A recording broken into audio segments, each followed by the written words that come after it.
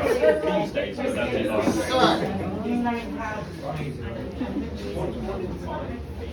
can tell the gin's starting to hit the system because the noise is slowly rising. So we're going to have a little bit of change up. We're going to move from gin to rum. So I was quite lapse in my first bit where I didn't actually tell you what gin was and how it's made, etc. Part of me wants to say, well, you'll have to come to the distillery to find out, but I'll tell you a little bit. So gin is defined by what it's flavoured with. So the core thing that gin is made around is juniper. So the actual definition of a gin is a predominantly juniper flavoured spirit. So you can make it from any spirit base. So you can we make it from wheat. You can make it from anything essentially with starch or sugar. So lots of people make it from potatoes, grapes, that sort of thing. And as long as you flavour it with juniper, it can be classified as gin. Rum is the exact opposite of that, is what I would say. So rum, it kind of doesn't really matter what you flavour it with. There are some few technical rules, but the key thing is that it's all about what the initial alcohol is made from. So with rum, it has to be made from sugarcane, molasses, fermented from that to create the alcohol, and then distilled to become rum. So after that, you've kind of got quite a lot of license to play around with the flavours to your heart's content, which is where you get things like spiced rums, aged rums, all of that good stuff. So we've got 3 rums to try. We've got a white, a spiced, and a coffee rum.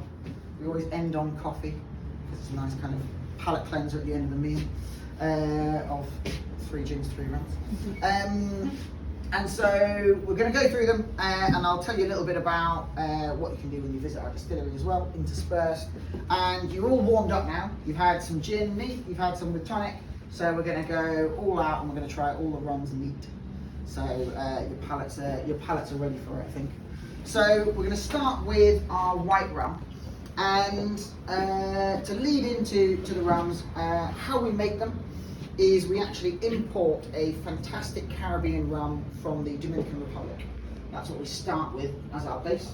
And that comes into us, a fantastic white rum, and we then put that back into our stills and redistill it so that I can essentially take the best parts of that rum. So when you're distilling, we don't take all of the alcohol that comes off the still, we split it into three sections. They're known as the heads, the hearts, and the tails. So the heads comes off first, the hearts is in the middle, and then the tails at the end. And that's essentially, there are a number of kind of complexities to it, but it's all about the flavour and then the quality of the spirit itself. So that rum goes back into the still so that I can take the hearts out of the batch and further refine that quality. But, quite unusual for rum, because I'm putting it back in the still, I take the opportunity to almost kind of sneak some gin distilling techniques into making our rums, and we start flavouring them at the distilling stage.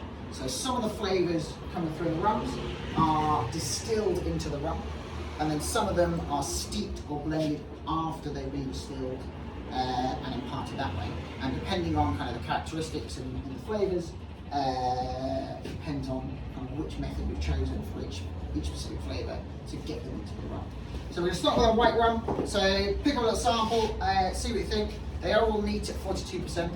But they're hopefully a little bit smoother than what you normally expect from a lot of rums. And so our white rum has been redistilled with vanilla pods and tonka beans. So you get a really kind of creamy, vanilla-y smoothness to it. You get kind of nice sweetness coming from the vanilla as well. And so it goes really well as a kind of classic rum mixer.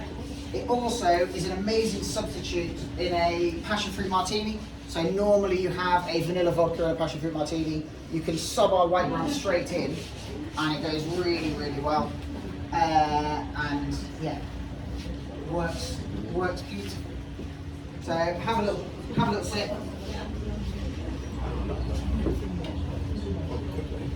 I'm not seeing too many scrunched faces, which is probably a good sign. All of our spirits are designed as sipping spirits, i.e. kind of spirits that are smooth enough to be drunk neat or just kind of over a few ice cubes, if that's how you like to drink them. But naturally they've also got lovely serves where you can mix and blend them. So the white rum, as I say, in that passion fruit martini with kind of fruitier mixes and kind of rum punches.